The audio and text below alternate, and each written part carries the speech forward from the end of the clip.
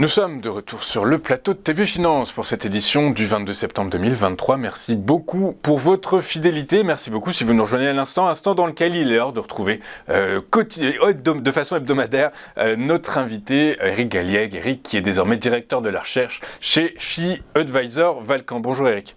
Bonjour Louis-Antoine. Bonjour, merci Eric d'être avec nous ce matin. Vous êtes donc directeur de la recherche de cette nouvelle entité FI Advisor Valcan.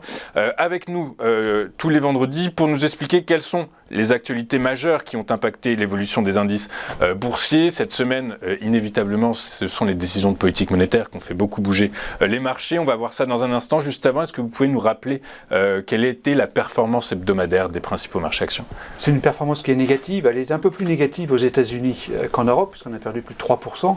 En tout cas, sur la base des cours connus hier soir, 3,3% aux États-Unis et 1,3% en Europe. Donc, c'est une baisse relativement marquée, mais pas trop intense, notamment relativement aux hausses qui les ont précédées.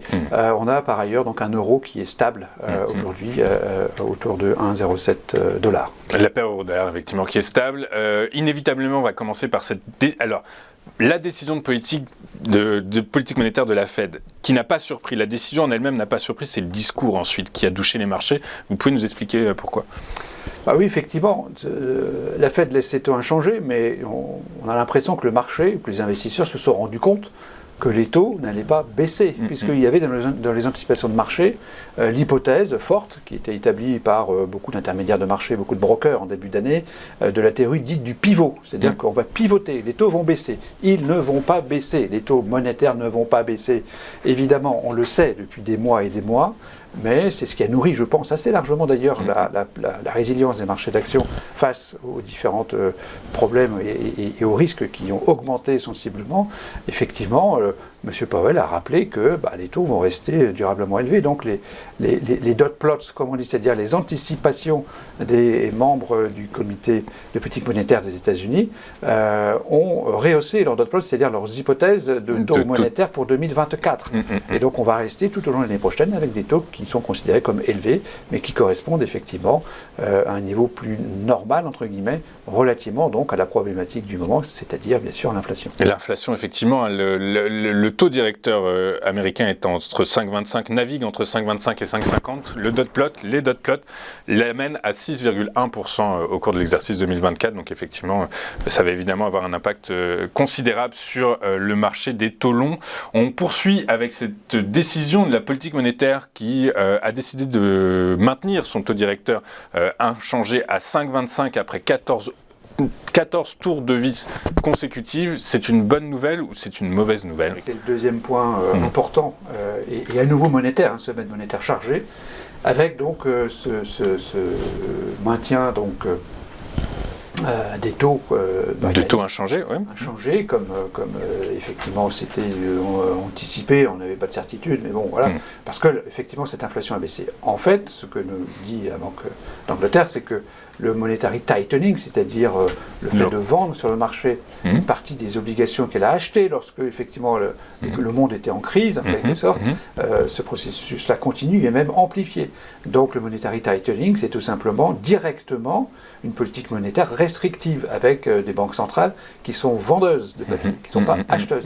Donc ça, c'est quelque chose de nouveau, c'est en cours, on le voit sur le graphique, le total bilan commence à baisser, c'est le cas aussi des grandes banques centrales de la planète, les totaux bilans commencent à baisser, et donc ceci constitue une politique monétaire effectivement toujours restrictive.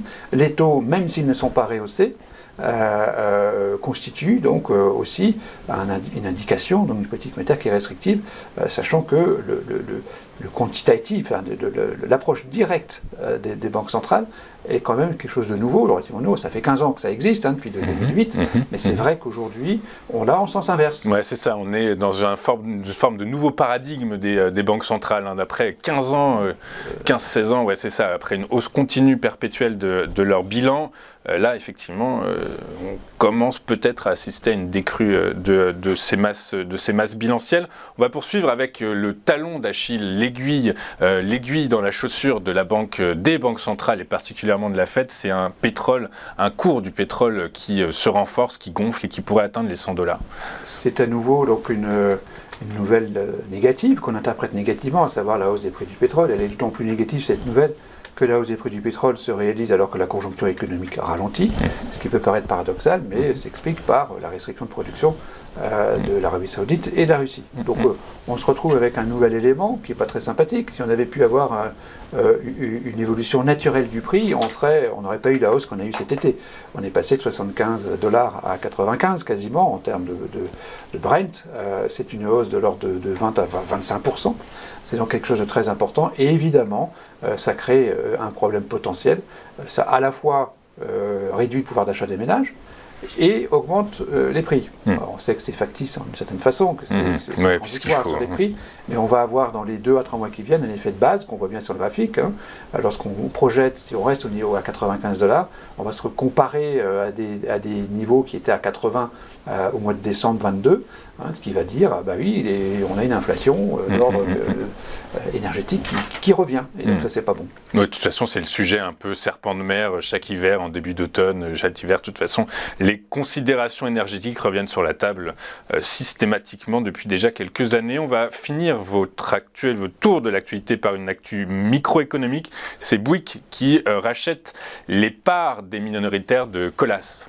Alors on trouve quand même dans l'actualité des nouvelles plutôt positives. Alors j'ai trouvé que Bouygues, que cette annonce était plutôt favorable. Ça montre que les entreprises sont toujours à la manœuvre en matière de fusion-acquisition et d'introduction en bourse, puisqu'il y a pas mal d'opérations qui sont en cours. Donc ça c'est plutôt positif, ça anime l'écosystème du marché d'une façon générale. Et là on voit par ailleurs que les opérations se font avec des primes importantes. Alors c'est vrai que Colas, la routière Colas, on connaît ça depuis 40 ans.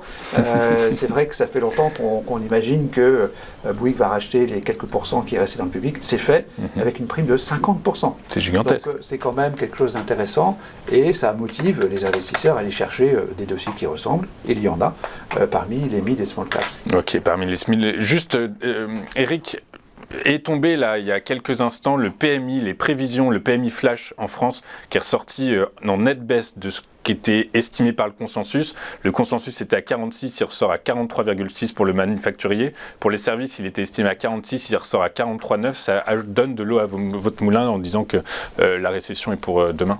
Non, mais ça fait, je pense, des mois que l'on sait que la fin d'année, et que le deuxième semestre sera compliqué, que la fin d'année sera très compliquée.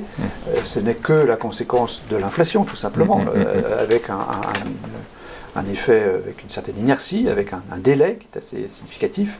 Et évidemment qu'on est dans une situation économique un peu compliquée, on le sait, tout le monde le sait, et ceci vient bien confirmer le gros problème de cette fin d'année, et de l'accumulation des différents risques qui nous conduit à être prudents, comme on l'est depuis trop longtemps, mais prudents sur les marchés, parce qu'on considère que ces risques sont élevés, même si à nouveau la dynamique des prix, qu'on voit sur le graphique, la page suivante, que la dynamique des prix reste encore légèrement favorable. On a encore une sorte d'inertie. On a encore peut-être la force de résister à cette adversité d'une façon interne, en fait, à la dynamique et à l'inertie des actions. C'est ça qu'il faut bien prendre en compte. Alors après cette inertie, est-ce que c'est ce sont toutes les mesures de soutien aux différentes économies qui se retrouvent encore un peu dans les bilans de société, des bilans d'entreprise?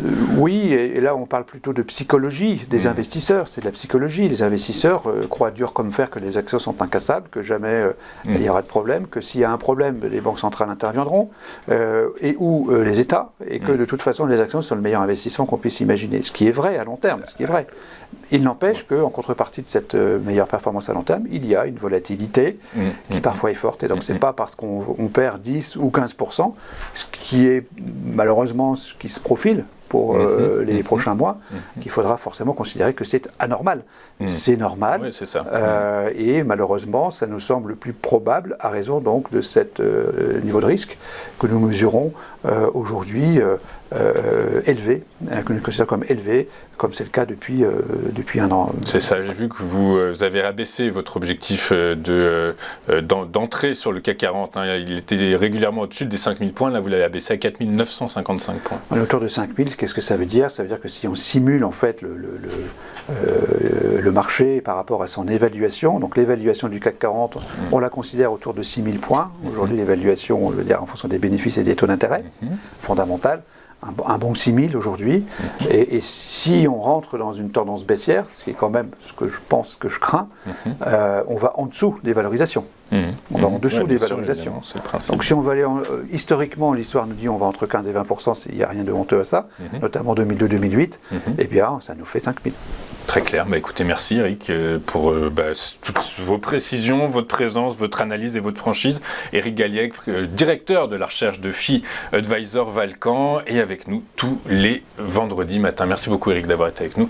Je vous souhaite un excellent week-end. On marque une rapide courte page de publicité. On se retrouve pour la suite et la fin de notre édition du 22 septembre. Et juste après, nous ouvrirons notre mini-mag, notre bimensuel dédié au monde agricole. A tout de suite sur Téléfinance.